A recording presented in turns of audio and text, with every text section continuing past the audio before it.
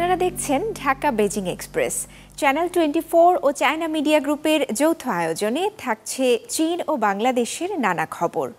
এই বিশ্বে দুর্দান্ত গতিতে এগিয়ে চলা দেশ চীন। প্রযুক্তি ও সংস্কৃতিতে ক্রমাগত বিশ্ব দরবারে ছাপ ফেলছে দেশটি। দেখছে অভিন্ন এক ভবিষ্যতের স্বপ্ন। বাংলাদেশের সাথে চীনের বন্ধুত্বের পথ চলা 5 দশকের। দুই দেশের দ্বিপাক্ষিক সম্পর্কের নানা খাতে এগিয়ে চলার গল্প বলবো আমরা, তুলে ধরব সংস্কৃতির নানা দিক। দর্শক, স্বাগত জানাচ্ছি আমি রওজে জাবিদ ঐশী। শেষ হয়েছে বসন্ত উৎসবের ছুটির মৌসুম। এরপর থেকেই বাড়তি চাপ দেখা যাচ্ছে চীনের চাকরির বাজারে। বিশেষ করে বেশ কিছু বিশ্ববিদ্যালয়ে স্নাতকদের জন্য কর্মসংস্থানের সুবিধার্থে প্রণয়ন করছে নতুন নীতিমালা। দেশজুড়ে আয়োজন করা হচ্ছে ক্যারিয়ার মেলা এবং লাইভ স্ট্রিমিং ইভেন্টের। চাকরি প্রার্থীদের ব্যবসার সাথে সংযুক্ত করার জন্য ব্যবহার করা হচ্ছে কৃত্রিম বুদ্ধিমত্তার।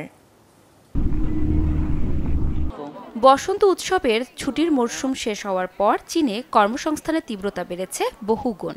বিশেষ করে বিপুল সংখ্যক বিশ্ববিদ্যালয় স্নাতকদের জন্য কর্মসংস্থানের সুবিধার্থে অগ্রাধিকারমূলক নীতিমালা প্রণয়ন করা হচ্ছে দেশটিতে।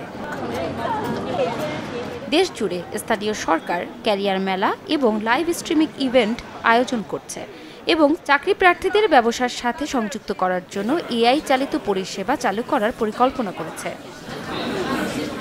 দক্ষিণ চীনের কুয়াংতং প্রদেশের শেনচেন শহরে পৌর সরকার সমস্ত জেলায় ক্যারিয়ার মেলার আয়োজন করে, যেখানে 360টির বেশি ইভেন্ট আয়োজন এবং চাকরি প্রার্থীদের 2 লাখের বেশি চাকরি প্রদানের পরিকল্পনা রয়েছে। একটি উল্লেখযোগ্য উদ্যোগ হল শেনচেনে নতুন স্নাতকদের জন্য 7 দিন পর্যন্ত বিনামূল্যে থাকার ব্যবস্থা, যা শহরে চাকরি প্রার্থীদের সবচেয়ে উপযুক্ত চাকরি খুঁজে পাওয়ার ঝামেলা অনেক কমিয়ে দেবে। আমাদের থাকার জায়গা নেই, 7 দিনের বিনামূল্যে থাকার ব্যবস্থা আমাদের সেই কঠিন পরিস্থিতির সমাধান করে দিয়েছে। এই ব্যবস্থাটি আমাদের তরুণ চাকরি প্রার্থীদের জন্য অনেক সুবিধা করে দিচ্ছে। এই উদ্যোগটি চীনের বিভিন্ন বিশ্ববিদ্যালয় থেকে স্নাতকদের আগ্রহ অনেক বাড়িয়ে দিয়েছে। আমরা প্রতিদিন 100টিরও বেশি আবেদন পাচ্ছি এবং সংখ্যাটি ক্রমশই বাড়ছে। আবেদনকারীরা দেশব্যাপী বিভিন্ন বিশ্ববিদ্যালয় থেকে এসেছেন। এছাড়াও শেনচেনের লুওহু জেলায় ক্যারিয়ার মেলায় এআই প্রযুক্তি অন্তর্ভুক্ত করা হয়েছে, যেখানে এআই এজেন্টরা চাকরি প্রার্থীদের ব্যক্তিগতভাবে পরামর্শ প্রদান করছে।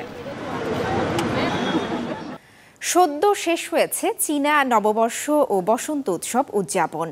একদিকে এই উৎসব, অন্যদিকে এশিয়ান শীতকালীন গেমসের সাথে অবৈষয়িক সাংস্কৃতিক ঐতিহ্যের বছর একত্রিত হয়ে দেশটিতে আনন্দের মাত্রা দ্বিগুণ করেছে। এ সময় উত্তরাঞ্চলের বরফের শহরে এশিয়ান পর্যটকদের ভিড় ছিল সবচেয়ে বেশি। এমন সব উৎসব আনন্দের এক ঝলক তুলে ধরেছে সিএমজির China Global Television Network CGTN।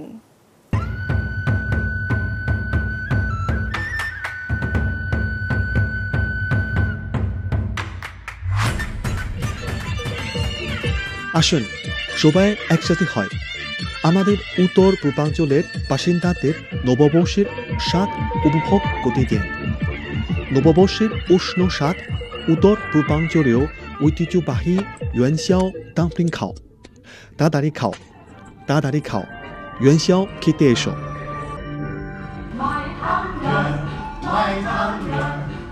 ফাংজাং কাগজ কাটা সহজ ও সুন্দর, বিভিন্ন ধারা। এটি উত্তর পূর্ব চীনের কাগজ কাটা শিল্পের সরলতা ও সাহসিকতার সমন্বয় করে। একই সাথে এতে কেন্দ্রীয় অঞ্চলের কাগজ কাটার মতো সূক্ষ্মতা ও সাবলীলতাও রয়েছে। আমি কাগজ কাটা শিল্প সম্পর্কে জানি, কিন্তু আমি জানতাম না যে এটা দিয়ে সুন্দর পোশাক তৈরি করা যায়। কিছু এইসব দেশও বসন্ত উৎসব উদযাপন করে আমাদের মঙ্গোলিয়া সহ। যদিও জাতিগত গোষ্ঠী, অঞ্চল ও রীতিনীতি ভিন্ন, কিন্তু আমাদের সকলের মধ্যে যা মিল আছে, বসন্ত উৎসবের আগমনকে স্বাগত জানাই সবাই।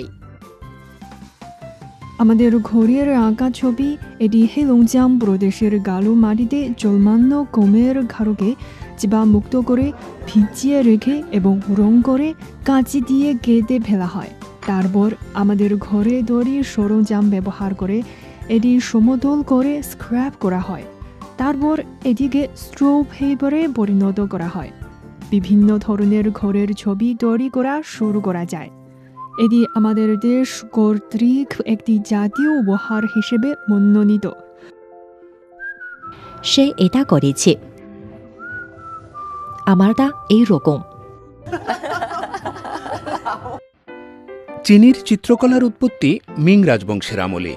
এর ইতিহাস প্রায় ৫-৬ বছরের। স্বাধীনভাবে চিত্রকর্মটি সম্পন্ন করেছেন। আস্তে আস্তে ভালো। আমি আমার শিক্ষককে চাইনিজ অক্ষর তো লেখা শেখাতে বলেছিলাম। তো একটি চীনা অক্ষর যার সুন্দর অর্থ রয়েছে। ভিয়েতনামি ভাষায় এর অর্থ হচ্ছে আনুগত্য, সততা এবং পুণ্য। আমি সকলকে আমার সুন্দর শুভেচ্ছা জানাতে চাই। এই সাপটিকে আশীর্বাদের জন্য ঐতিহ্যবাহী চীনা অক্ষরের সঙ্গে মিলিত করা হয়, আর এই হলো ফু শব্দটি। যখন বসন্ত উৎসব আসে, মানুষ যেখানেই কাজ করুক না কেন তারা তাদের নিজ শহরে ফিরে যাবে, পরিবারের সাথে পুনর্মিলনী ডিনার করবে। পুনর্মিলনের এই উষ্ণ পারিবারিক পরিবেশ আমাকে গভীরভাবে স্পর্শ করে।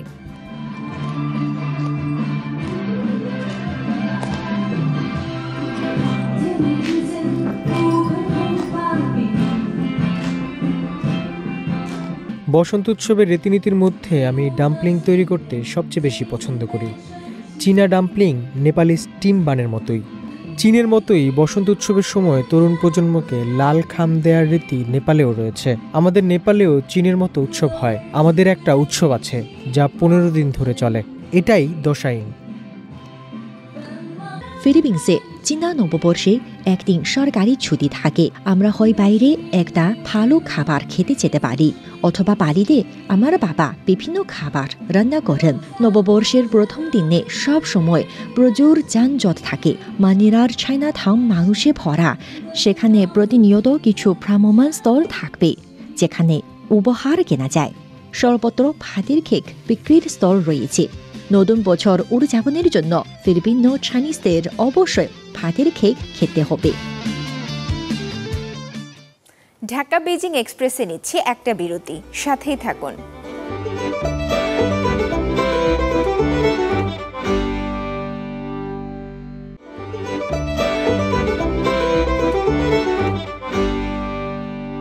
বিরতির পর আবারও ফিরলাম ঢাকা বেজিং এক্সপ্রেসে।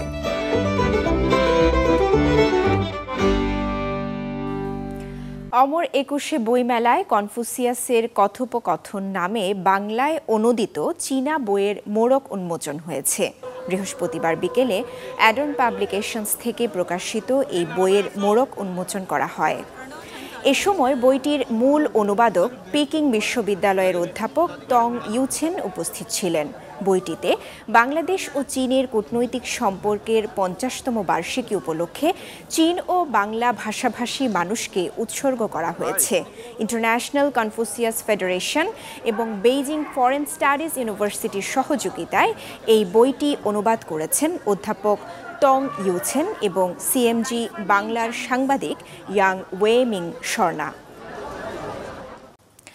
সম্প্রতি ডিজনির সিনেমা ইনসাইড আউট 2কে পেছনে ফেলে সর্বকালের সর্বোচ্চ আয়কারী অ্যানিমেটেড চলচ্চিত্রের তালিকায় শীর্ষে উঠে এসেছে নচা 2। চীনা নববর্ষে চলচ্চিত্রটি মুক্তি পাওয়ার পর থেকেই একের পর এক বক্স অফিস রেকর্ড ভেঙে চলেছে। ত্রয়োদশ শতকের মিং রাজবংশের একটি পৌরাণিক গল্প থেকে অনুপ্রাণিত হয়ে তৈরি করা হয় সিনেমাটি। বেইজিং থেকে বিস্তারিত জানাচ্ছেন লাবণ্য লিলি। প্রিয় দর্শক, 2025 সালে চীনে বসন্ত উৎসব চলাকালে মোট 6টি মুভি মুক্তি পেয়েছে এবং সেগুলোর মধ্যে নজাথু নামে অ্যানিমেটেড মুভিটি দেশের সর্বোচ্চ আয়কারী মুভি হওয়ার পর এর অসাধারণ বক্স অফিস যাত্রা অব্যাহত রেখেছে। 15 ফেব্রুয়ারি পর্যন্ত নজাথু মুভিটির বক্স অফিস আয় 10.8 বিলিয়ন ছাড়িয়ে গেছে।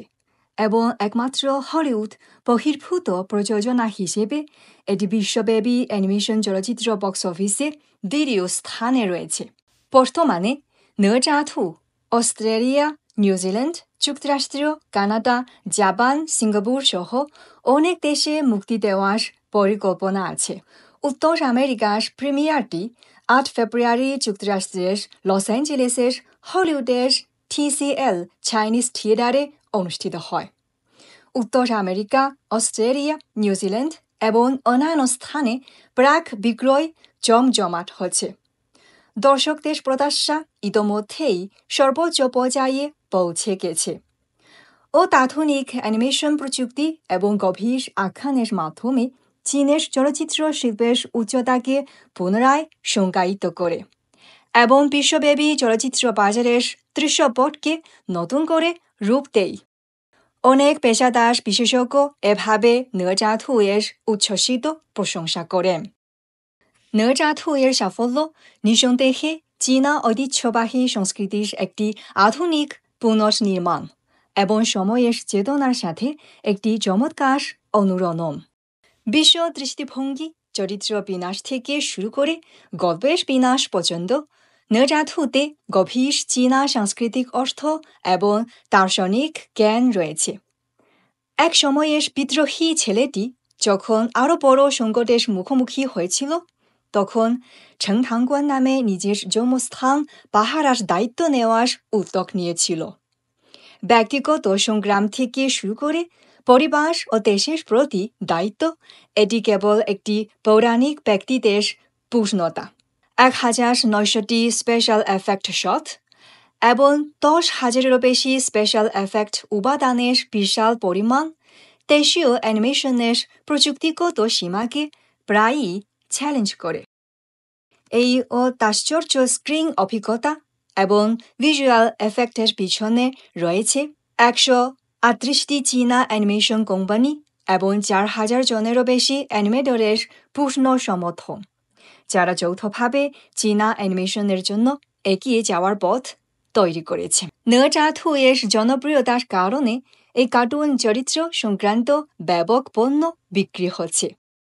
সংগ্রাহক কার্ড, ব্লাইন্ড বক্স অথবা প্লাস খেলনা, যাই হোক না কেন, নজা এই আইপি মার্চেন্ডাইজ বা এ সংক্রান্ত সংশ্লিষ্ট পণ্যের ব্যাপক বিক্রয় দেখায় যে দর্শকরা সিনেমার বাইরেও বিষয়বস্তুর জন্য অর্থ প্রদান করতে ইচ্ছুক। এটি চলচ্চিত্র এবং টেলিভিশনের শিল্পকর্মগুলোকে আর থিয়েটার বা স্ক্রিনে প্রদর্শনের মধ্যে সীমাবদ্ধ রাখে না, বরং ব্র্যান্ডের অপারেশনের মাধ্যমে দীর্ঘমেয়াদী মূল্যের বাস্তবায়ন অর্জন করে। ঢাকা বেজিং এক্সপ্রেসে নিচ্ছি আরও একটা বিরতি, সাথেই থাকুন।